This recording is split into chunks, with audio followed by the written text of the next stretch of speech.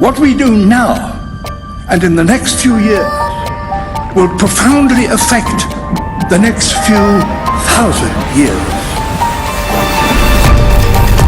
The only conditions modern humans have ever known so far are changing, and changing fast. Nothing stays the same on this planet. Everything changes.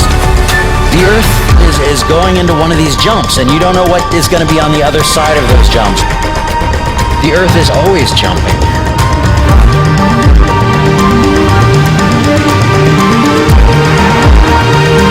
Things move on this planet. Things are not still. Everything is turning.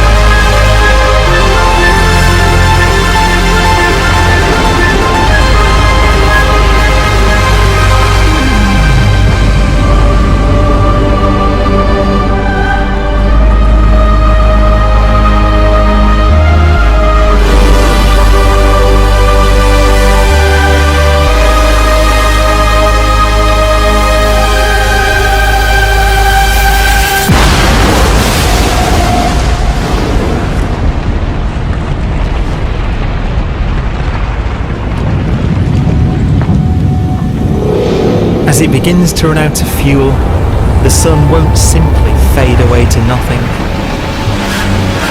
Its core will collapse, and the extra heat this generates will cause its outer layers to expand.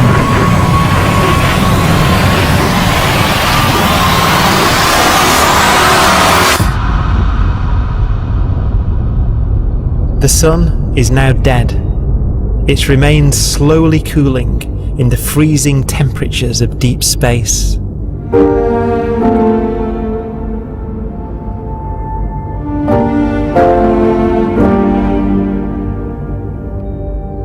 The fate of the sun is the same as for all stars.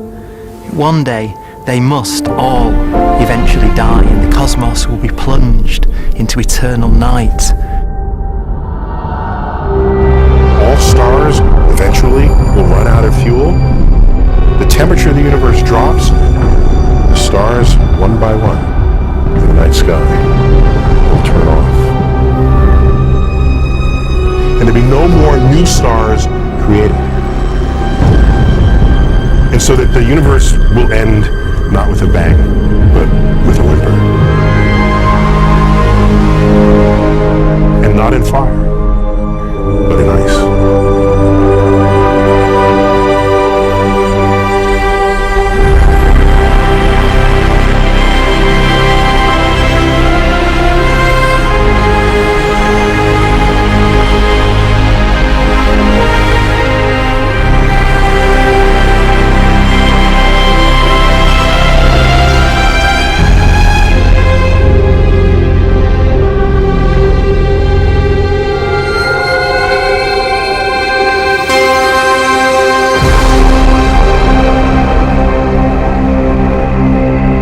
With no fuel left to burn, a white dwarf's faint glow comes from the last residual heat from its extinguished furnace.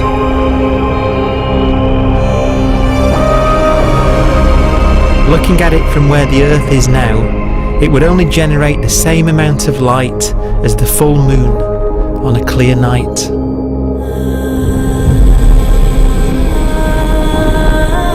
The faint glow of white dwarfs will provide the only illumination in a dark and empty void littered with dead stars and black holes.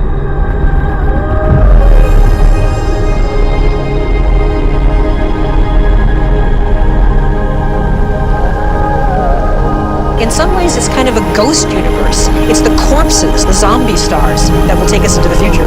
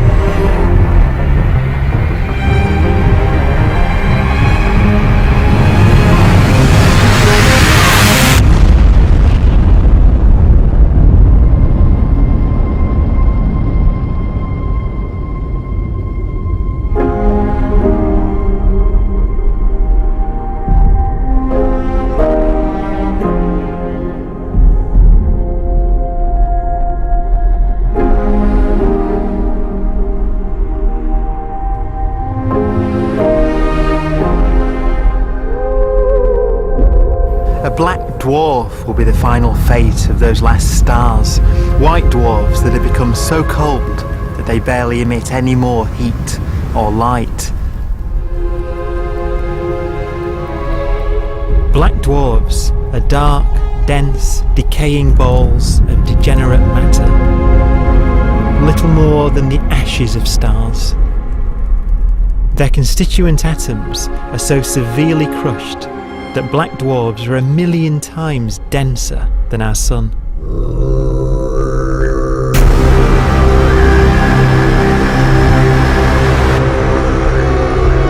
Stars take so long to reach this point, we believe there are currently no black dwarfs in the universe.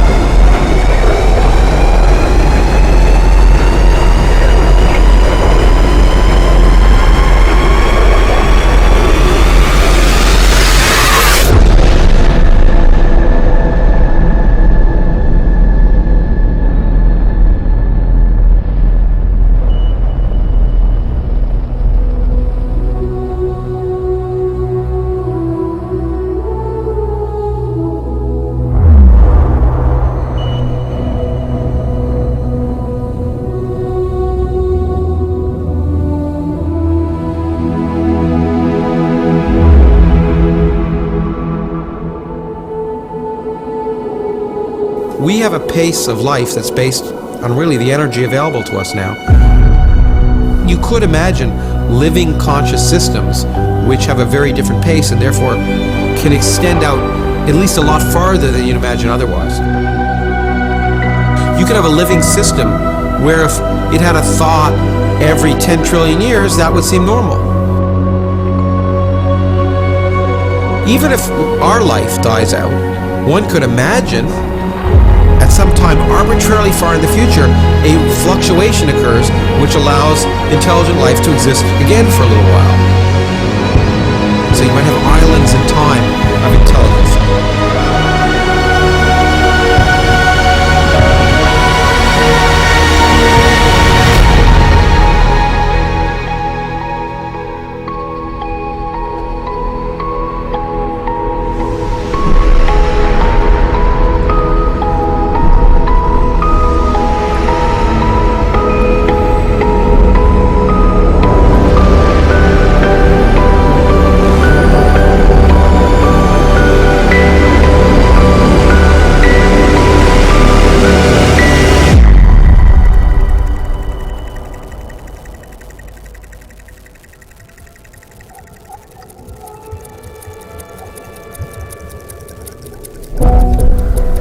proton, one of the fundamental building blocks of atomic matter, of what makes us up, can just spontaneously fall apart.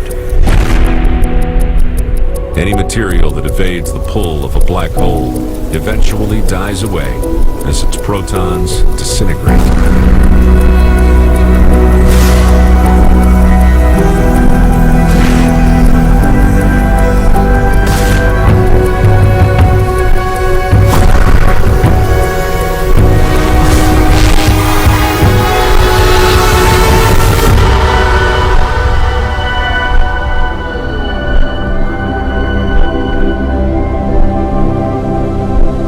The matter inside black dwarfs, the last matter in the universe, will eventually evaporate away and be carried off into the void as radiation, leaving absolutely nothing behind.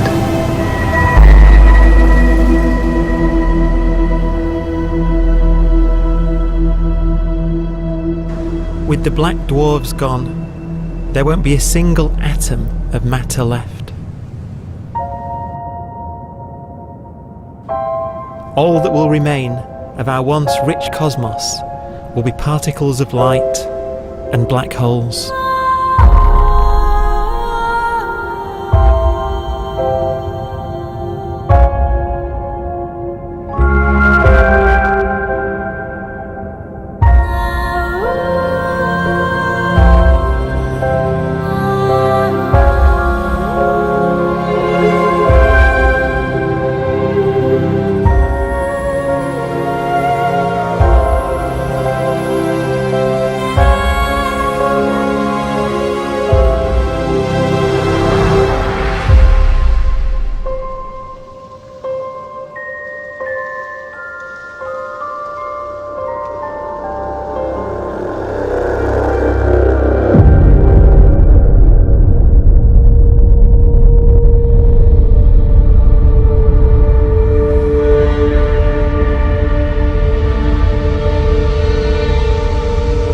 The arrow of time creates a bright window in the universe's adolescence, during which life is possible. But it's a window that doesn't stay open for long. As a fraction of the lifespan of the universe, as measured from its beginning to the evaporation of the last black hole, life, as we know it, is only possible for 1,000th of a billion billionth billion billionth billion billionth of a percent.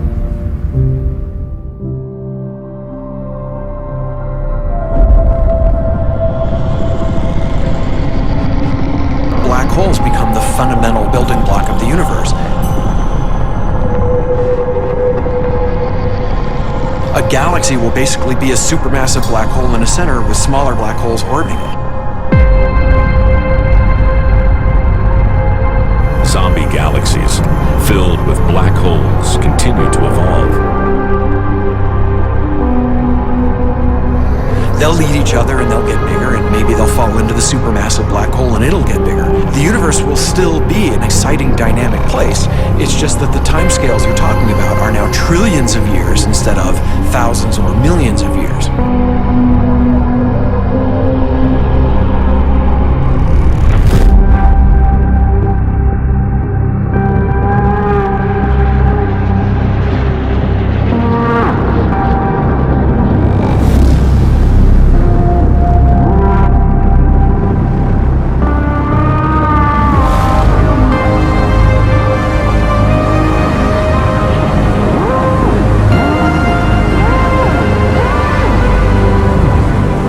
Black holes can bang on space-time like mallets on a drum.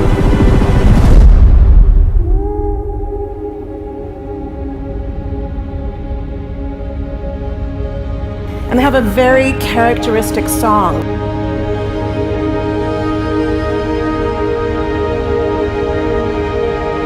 Imagine two black holes that have lived a long life together. At the end of their lives, they're going around each other, crossing thousands of kilometers in a fraction of a second.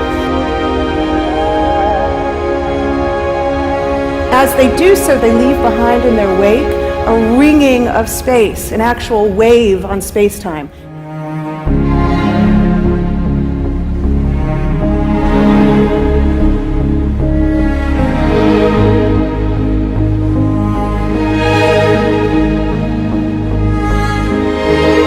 Space squeezes and stretches as it emanates out from these black holes banging on the universe. Those are the gravitational waves. They are literally the sounds of space ringing. And they will travel out from these black holes at the speed of light as they ring down and coalesce to one spinning, quiet black hole.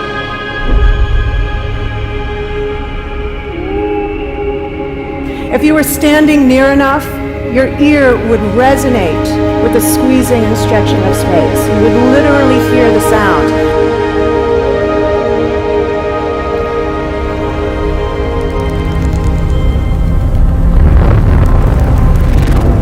Imagine a lighter black hole falling into a very heavy black hole. The sound you're hearing is a light black hole banging on space each time it gets close.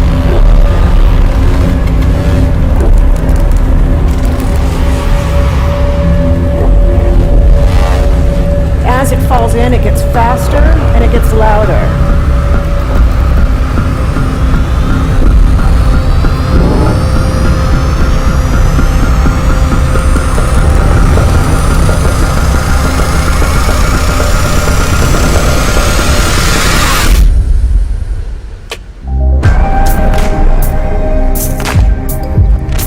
Scientists used to think black holes were immortal, but even these will one day die. Now we're talking about timescales of unimaginable length, quadrillions of years into the future. On that timescale, even the black holes begin to evaporate.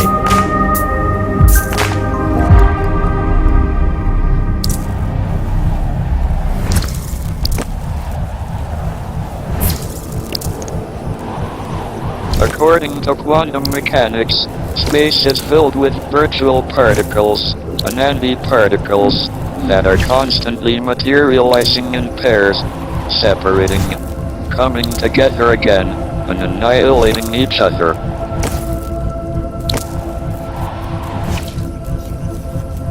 In the presence of a black hole, one member of a pair of virtual particles may fall into the hole, leaving the other member without a partner with which to annihilate. The forsaken particle appears to be radiation emitted by the black hole. And so, black holes are not eternal. They evaporate away at an increasing rate until they vanish in a gigantic explosion.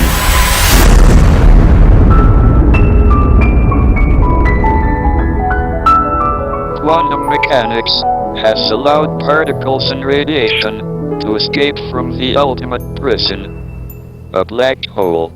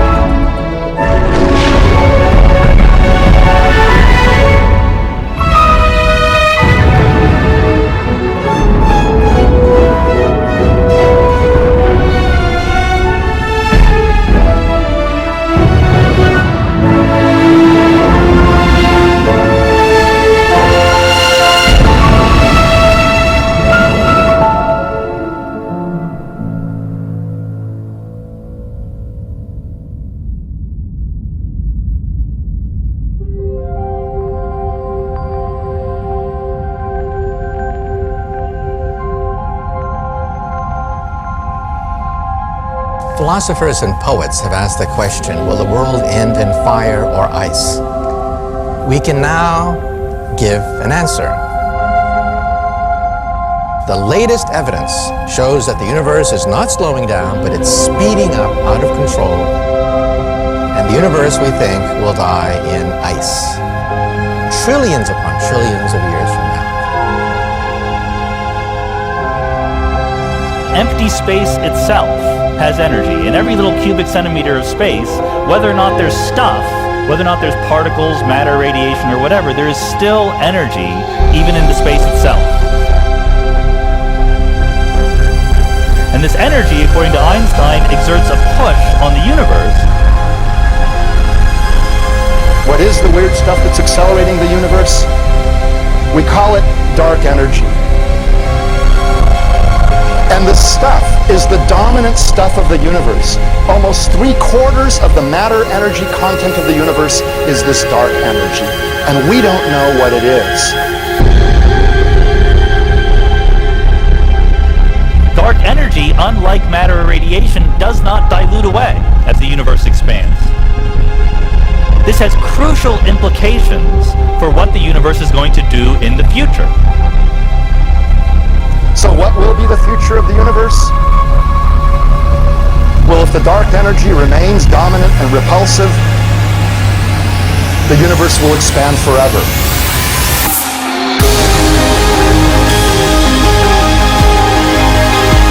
Faster and faster and faster with time. A runaway universe. 70% of the energy of the universe resides in empty space, and we don't understand why. But we do know what will happen if that energy continues to be there. The universe will become cold and dark and empty. That's the future as it might be. We don't know because we don't yet understand the nature of dark energy. Until we do, we won't know the future. We won't even understand our own origins, and that's why we want to know and study this subject.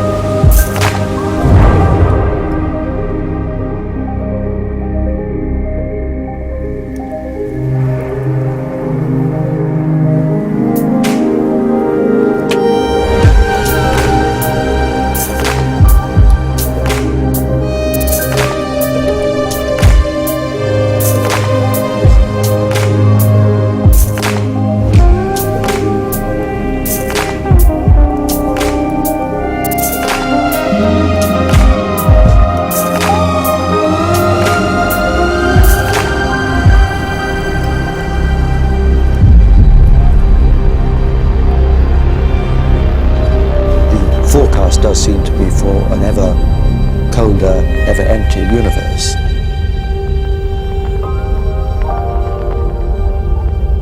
But then, of course, we have to ask, could that end lead to a new beginning? And there are ideas whereby what actually is the end of our universe could in some sense be linked to the beginning of a new one.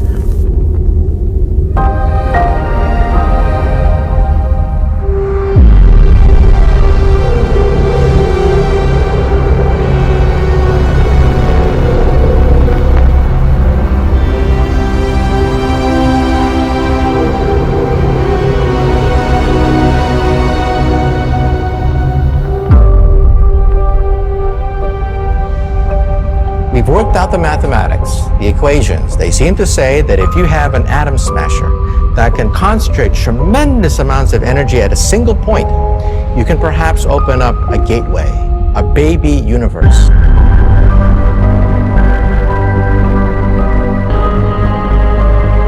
Facing the death of everything there is, this perhaps is their only possibility of escape. And this also raises a very intriguing possibility, sheer speculation of course, that perhaps any universe that has intelligent life in it will create baby universes, will create lifeboats, and proliferate child universes. So an evolution may take among universes in the multiverse. Survival of the fittest may take place. So those universes which do not have intelligent life are infertile. They have no children. But But those universes that have mild temperatures, stars like us, would create civilizations that could open up child universes, and they would then proliferate.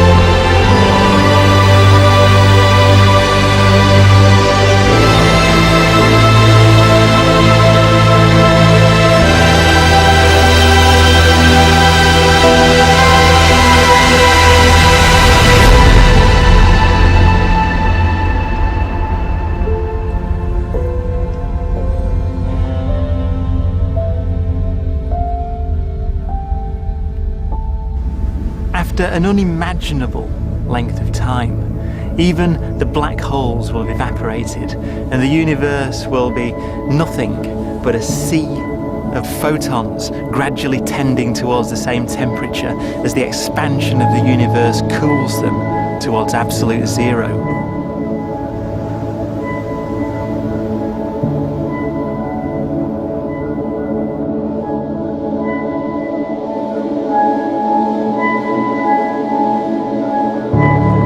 Once the very last remnants of the very last stars have finally decayed away to nothing, and everything reaches the same temperature, the story of the universe finally comes to an end. For the first time in its life, the universe will be permanent and unchanging. Entropy finally stops increasing because the cosmos cannot get any more disordered. Nothing happens, and it keeps not happening forever.